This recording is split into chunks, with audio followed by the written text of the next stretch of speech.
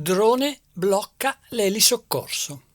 Questo il titolo scelto quest'oggi dal Corriere delle Alpi per aprire il giornale. Il riferimento è a quanto accaduto ieri al lago di Sorapis, dove l'elicottero Falco dell'elisoccorso SUEM di Pieve di Cadore era atterrato per caricare una turista infortunata e il decollo però è stato ritardato dalla presenza di un drone di cui non si è riusciti subito a capire da chi fosse guidato, e quindi non si è riusciti subito a intervenire. Un fatto che non è isolato, che si ripete da qualche tempo e per il quale è intervenuto il CAI sottolineando la necessità di provvedere e anche di multare i proprietari dei droni, il cui volo è regolato da specifiche normative. Il fatto ha provocato l'intervento anche del presidente della regione, Luca Zaia, il quale ha sottolineato la necessità di rivedere le norme perché non si ripetano più fatti di questo tipo in cui un soccorso urgente possa essere rallentato dalla presenza di droni, perché è molto pericoloso per l'elicottero prendere il volo in presenza di questi altri in presenza dei droni che possono ostacolarlo e metterlo in difficoltà. Questa l'apertura del Corriere delle Alpi, con il fatto che viene poi approfondito nella sezione dedicata alla provincia di Belluno, sezione che però si apre con la notizia della inaugurazione ieri all'ospedale di Belluno della nuova risonanza magnetica, che fa scrivere al Corriere delle Alpi l'ospedale San Martino più efficiente. La nuova risonanza magnetica infatti garantirà diagnosi migliori e immagini più definite grazie all'utilizzo della intelligenza artificiale. Il primario del reparto balestriero, anche il paziente potrà godere di maggiore comfort, con un beneficio anche per la sua salute. Alla inaugurazione erano presenti anche il sindaco di Belluno, il commissario della US Dolomiti e l'assessora regionale alla sanità Manuela Lanzarin. Per l'occasione saranno riorganizzate e ristrutturate anche la segreteria e la sala d'attesa della radiologia. E l'occasione dell'inaugurazione ha fornito il modo anche all'assessora regionale Lanzarin di assicurare che presto ci saranno delle soluzioni per la carenza del personale sanitario, uno dei problemi principali che sta assillando l'organizzazione sanitaria un po' in tutta la regione, provincia di Belluno compresa. Ma cambiamo argomento, rimanendo comunque a Belluno, per dare conto della presa di posizione della minoranza di Insieme per Belluno in Consiglio Comunale. Presa di posizione che riguarda la Fondazione Teatri. Troppi segreti, il Consiglio Comunale svilito. Questo è il titolo proposto dal Corriere delle Alpi. I consiglieri di opposizione sottolineano che gli indirizzi si danno in aula. Se si vuole, chi vuole cambiare lo statuto? Chiederemo a Cariverona. Il riferimento è all'intenzione espressa dal sindaco di trovare un esperto per elaborare il nuovo statuto della Fondazione Teatri, e i consiglieri di minoranza hanno espresso tutta la loro preoccupazione sul futuro dell'ente, chiedendo appunto che il Consiglio Comunale sia protagonista in questo momento, per questo problema. E poi sempre da Belluno viene segnalata il cambio alla presidenza del Rotary Club. Il nuovo presidente è Riccardo Zaccone, che prende il posto di Davide Piol. Continua la mission di socio e direttivo del prendersi cura delle altre persone, con la sottolineatura dei numerosi service in cui il club è stato e continua ad essere impegnato. E sempre per quanto riguarda Belluno, vanno inviate entro il 30 agosto le candidature per il premio San Martino, che viene assegnato ogni anno dal Consiglio Comunale di Belluno. E poi, come detto, la pagina dedicata all'approfondimento della notizia del drone che ha bloccato il volo dell'elisoccorso in una giornata in cui sono stati davvero numerosi gli interventi di soccorsi per vari incidenti, per fortuna non gravi, che sono capitati sulle Dolomiti bellunesi. Ma da Belluno andiamo in Comelico. Galleria Comelico, discarica in arrivo, dai lavori 80.000 metri cubi di inerti. In 2 anni e mezzo per la ristrutturazione del tunnel si produrrà una montagna di cemento, scrive il Corriere delle Alpi, ghiaia e terra da portare via. Di qui la ricerca appunto di una discarica e delle modalità migliori per smaltire questo materiale.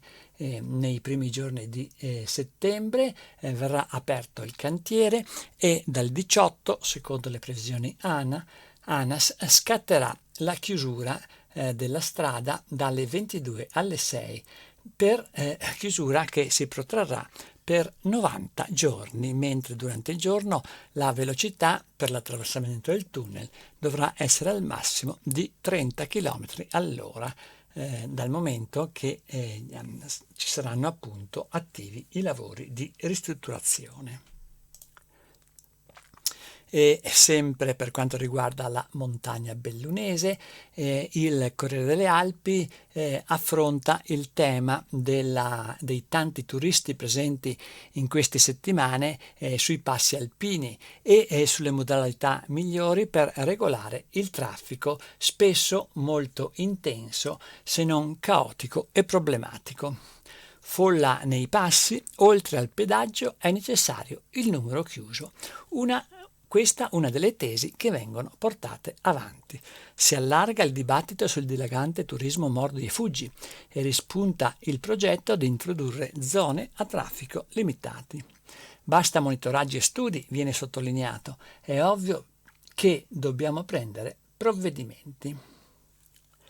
Secondo il Club Alpino Italiano vanno fatte apposite aree per la sosta e se sono piene bisogna procedere. Torniamo a Belluno per dare conto di un aggiornamento che giunge dalla provincia. Sono iniziati i lavori al liceo Renier in località Mier per il rifacimento dei pavimenti. L'intervento sarà diviso in 2 fasi per non intralciare le lezioni degli studenti. Una prima fase in queste settimane e poi la seconda di completamento durante le vacanze di Natale. Il consigliere provinciale Sovilla, incaricato di questo settore, cercheremo di completare i lavori senza arrecare disturbo a studenti e insegnanti.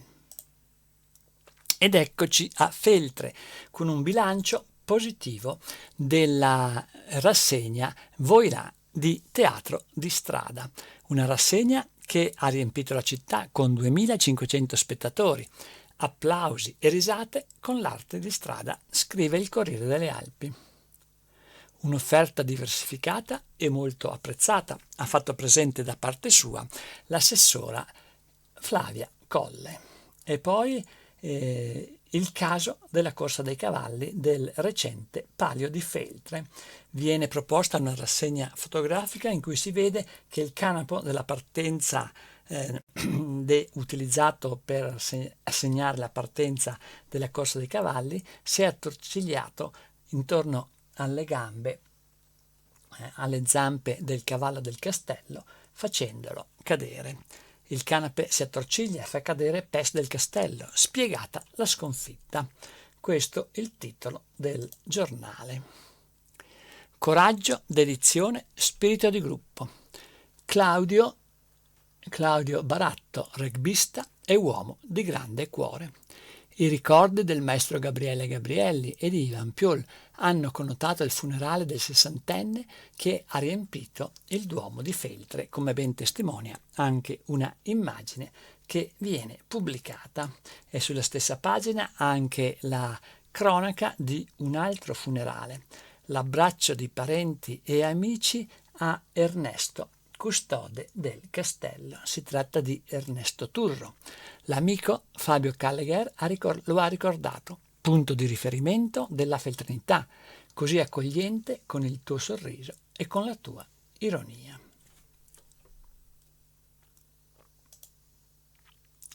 Ed eccoci ad Arsier, migliorare i servizi sul lago del Corlo per un'accoglienza di qualità. La nuova amministrazione comunale pensa al parcheggio e in futuro a creare un biolago. Denando sarebbe un'area fruibile tutto l'anno e in piena sicurezza e balneabile. Intanto sono arrivate alcune bici elettriche per attivare un servizio di noleggio ai turisti.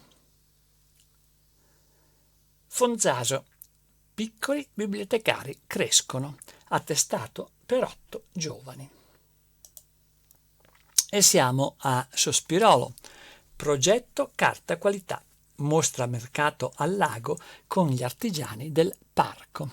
Domenica a Pianfalcina l'ente di tutela del territorio accende riflettori sulle protezioni riconosciute con il marchio dell'area protetta. A Sedico, al via la festa a Pian dei Castaldi nel ricordo di Igor Roldo. Giovedì parte la manifestazione musicale nell'area verde sopra la frazione di Barp. Il fondatore, scomparso a novembre, l'aveva improntata alla solidarietà. E sempre da Sedico c'è l'immagine della macchina che è andata a fuoco ieri in pieno centro, incidente per il quale naturalmente sono arrivati anche i pompieri. E siamo a Ponte nelle Alpi. De Pasquale critica la giunta. Silenzio sull'elettrodotto. Il consigliere di opposizione elenca le debolezze del programma di maggioranza.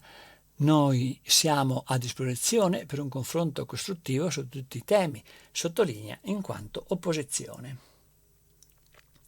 E andiamo ora a Tambre, in Alpago. Famiglie e giovanissimi scoprono la biodiversità con i carabinieri forestali. Al Museo Zanardo in Cansiglio riuscita la manifestazione dedicata a far conoscere segreti e caratteristiche della foresta e della fauna.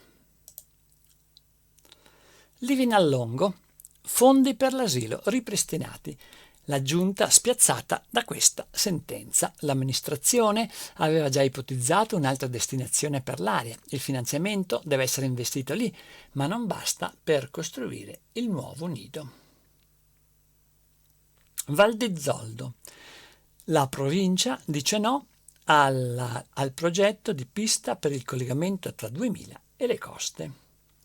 E ad Agordo, centri sollievo Gordini aperti anche ad agosto per aiutare le famiglie. Iniziativa certamente apprezzata da parte di Asca che gestisce questi centri sollievi. E siamo a Cortina d'Ampezzo, a San Vito di Cadore. L'opposizione in consiglio comunale al prefetto.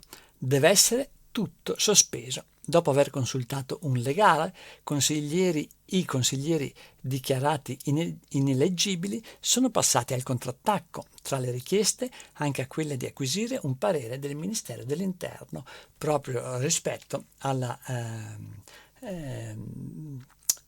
all'indicazione della loro ineleggibilità. Sarà la sentenza del Tribunale a dire se la sanzione va pagata o meno.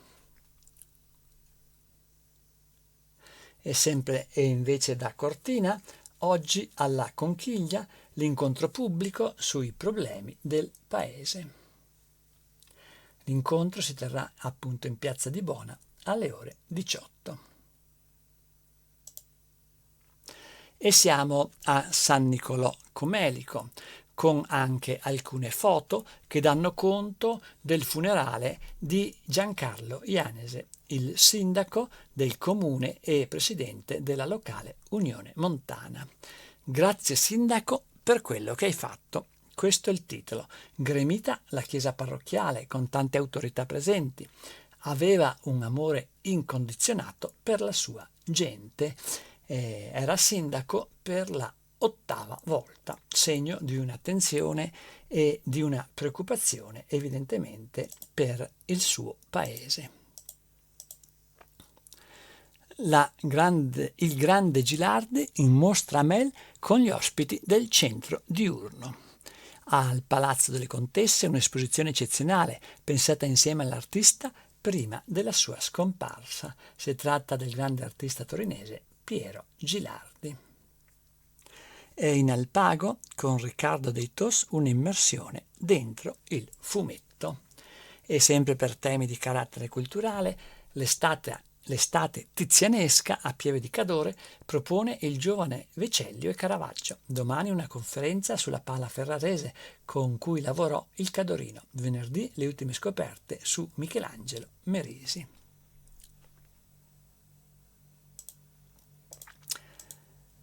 E per quanto riguarda lo sport,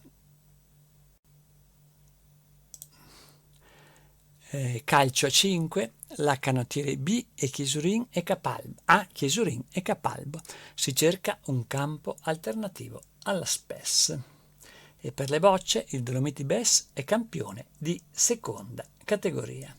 E passiamo a un altro sport, al ciclismo. Il Fuen sale ancora sul podio, Federico Bottegal terzo sulle strade del Veneziano.